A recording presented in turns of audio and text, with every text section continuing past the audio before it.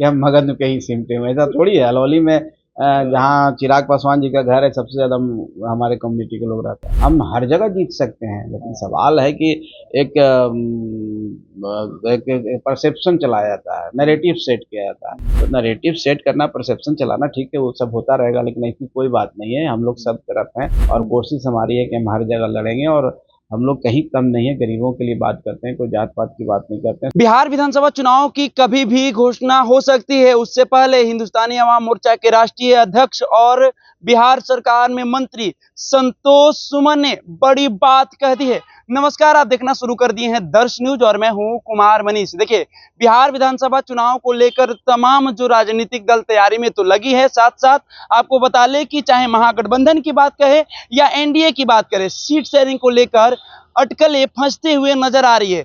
जिस तरह से भारतीय जनता पार्टी के शीर्ष नेता मुलाकात करने केंद्रीय मंत्री जीतन राम मांझी के आवास पर गए थे, मात्र 15 मिनट की मुलाकात हुई थी। उसके बाद खबर निकल के सामने आ रही थी कि हम पार्टी की बात नहीं बनी है एनडीए में, और इससे नाराज हो गए हैं जीतन राम मांझी। लेकिन आज जो बिहार सरकार में मंत्री है संतोष सुमन ने यह क्लियर कर दिया कि नहीं, जो हमारी मांग है वो एनडीए में पूरी हो गई है। साथ ही साथ उन्होंने चिराग पासवान के होम डिस्ट्रिक्ट पर निशाना साधे हुए हैं। कह रहे हैं कि देखिए, अलौली में हमारी जो जाति की संख्या है सबसे ज्यादा अलौली में है। ऐसे में उनकी नजर, उनकी निगाहें अलौली में भी पड़ी हुई है। ऐसे में देखना होगा। पहले हम आपको बयान सुनवाते हैं, क्या कुछ कहते हुए नजर आ रहे हैं हिंदुस्तानी अवाम मोर्चा के राष्ट्रीय अध्यक्ष संतोष सुमन।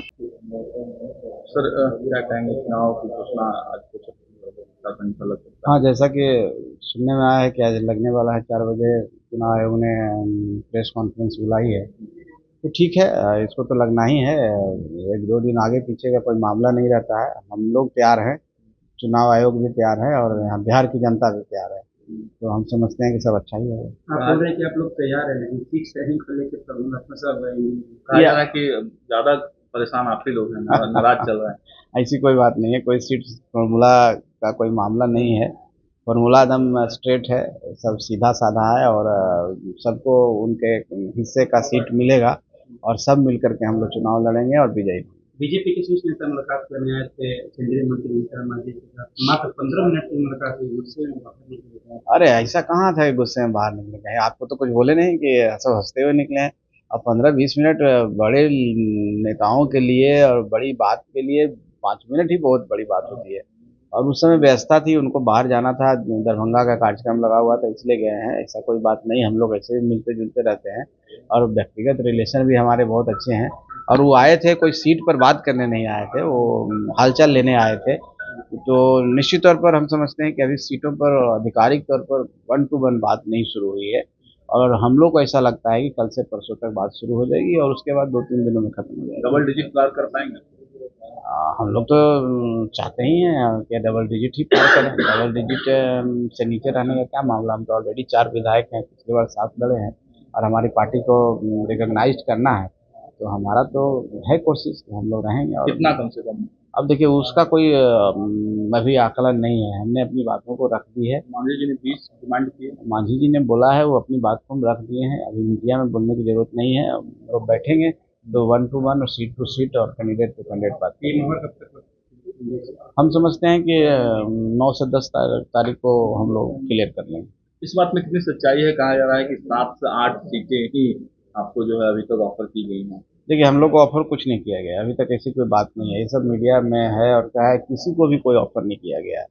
हाँ, कुछ लोग का आकलन है, आपका आकलन है कि उनको इतना मिलना चाहिए। कभी आप लोग किसी को 3 बता देते हैं, कभी 4 बताते हैं, कभी 5, कभी 10 भी बोल देते हैं, कोई 12 बोल रहा है, तो ये सब चलता रहेगा जब तक क्लियर नहीं होगा।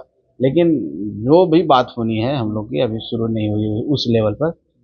परसों से, कल से जब भी शुरू हो तो 1 से 2 दिन में खत्म। एनडीए के शीर्ष नेताओं का कोई दबाव भी है क्या? क्या परिवार को ज्यादा टिकट नहीं देना है, या इस तरह का कोई क्राइटेरिया भी रखा गया है? नहीं, ऐसी कोई बात नहीं है, और हम लोग ऐसा भी नहीं है कि हम लोग परिवार को टिकट पे देने जा रहे हैं। जो हम लोग के यहाँ जितना है वो उससे ज़्यादा नहीं होगा। इस बात के लिए हम लोग कार्यकर्ताओं के लिए लड़ेंगे, और पिछली बार भी हमने कुटुंबा से एक साधारण कार्यकर्ता को दिया, अभी हमारे यहाँ प्रफुल्ल मांझी जीते हुए कार्यकर्ता हैं, हम कस्बा में कार्यकर्ता को दिए। तो हम सब जगह कोशिश किए, कहीं पर कोई पहले से स्टैब्लिश है। मान लीजिए कि आप मेरी सास हैं, तो 2010 में भी विधायक नहीं देती थी, वो लगातार जीत रही हैं, तो उनको मिला है। विरोध हुआ है इसके अब विरोध तो जनता मालिक है, विरोध भी करती है, माला जूतों का भी माला पहनाती है, फूल का भी माला पहनाती है, तो जनता है और जनता के ऊपर टिप्पणी नहीं करनी चाहिए। लेकिन हम जानते हैं कि सबको एनडीए को वापस लाना है, नीतीश जी की सरकार बनाना है, नीतीश जी को मुख्यमंत्री बनाना है, बिहार का विकास करना है, तो छोटे छोटे चीज़ों को हम लोग इग्नोर करते हैं और हम जनता के समक्ष हम लोग जाते हैं, वहाँ बात करते हैं। अभी बड़ा पुल वहाँ शिलान्यास हुआ, सब लोग भरपूर प्यार करते हैं। बाराचट्टी तो हम समझते हैं कि गया का सबसे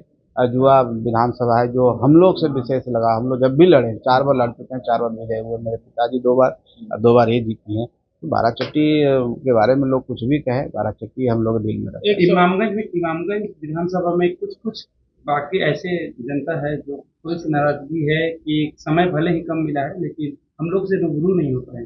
ऐसी कोई बात नहीं है। देखिए, आप सबको सेटिस्फाई नहीं कर सकते हैं, कुछ की विचारधारा ही है जो आपको विरोध करना ही है। हमने इमामगंज में सच्ची कोशिश की है, जितना दिन मौका मिला हम लोग जाते रहे इमामगंज। सप्ताह में कम से कम हम मंत्री होकर भी 2 दिन जाते थे और विधायक वहाँ की हैं वो भी जा रही हैं, और काम हमने पूरी निष्ठा के साथ की है।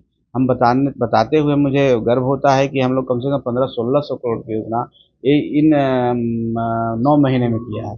ऐसे ऐसे लंबित पुल 4-5 हुए हैं जो कि सदियों से उनका डिमांड कर्पूरी ठाकुर जी से डिमांड लोग करता था, और सारे रोड्स हुए हैं, बड़े बड़े बांध हुए हैं, कोठी बियर बांध जो है, और बड़े दोहरीकरण सड़क हुआ जो झारखंड को जोड़ता है 119 करोड़ का। इस तरह के बहुत सारे काम हुए वहाँ, हमारे माइनर इरिगेशन से अच्छा काम हुआ है वहाँ पर।